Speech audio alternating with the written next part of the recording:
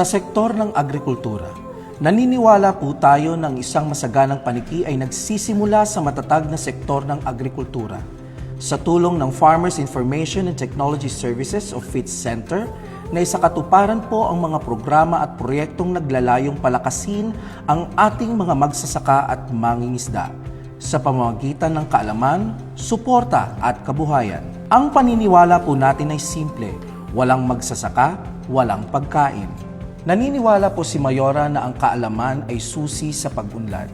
Kaya naman, nagsagawa ang ating tanggapan ng iba't ibang pagsasanay. 55 na magsasaka ng palay ang dumalo sa Farmer Field School upang matutunan ang climate resilient and digital farming. 30 naman na magsasaka ang sumailalim sa goat production training. 46 na magsasaka ng mais mula sa 3 FCAs ang lumahok sa Syngenta NK-VIP Fit Tour sa Pangasinan.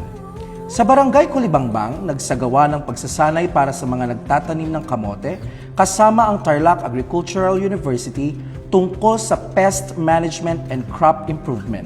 At nabigyan din ng oryentasyon ang mga kooperatiba sa Food Lane Project para sa market access at value chain development katuwang ang DAAMMAD at Provincial Agriculture Office. Hindi lang po kaalaman ang ibinigay ng pamahalaan, kundi tulong din mismo sa sakahan.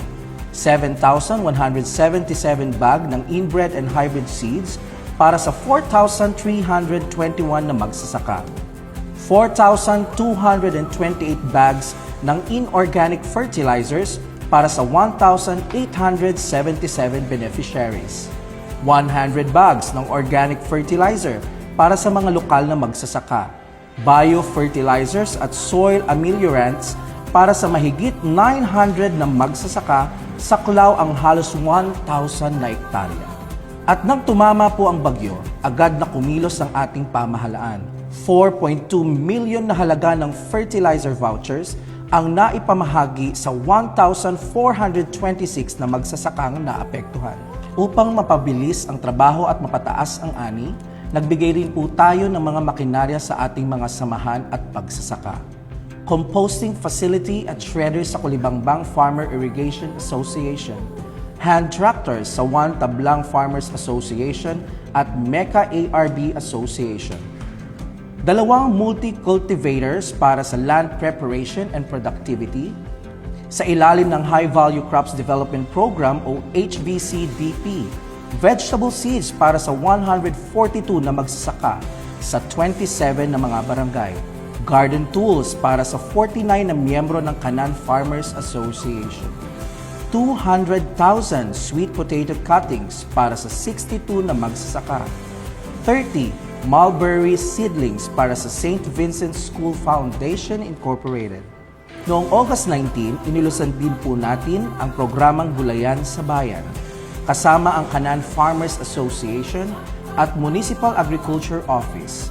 Layunin nitong magtanim ng gulay sa bawat bakurang bilang simbolo ng kalinisan, pagkakaisa at seguridad sa pagkain.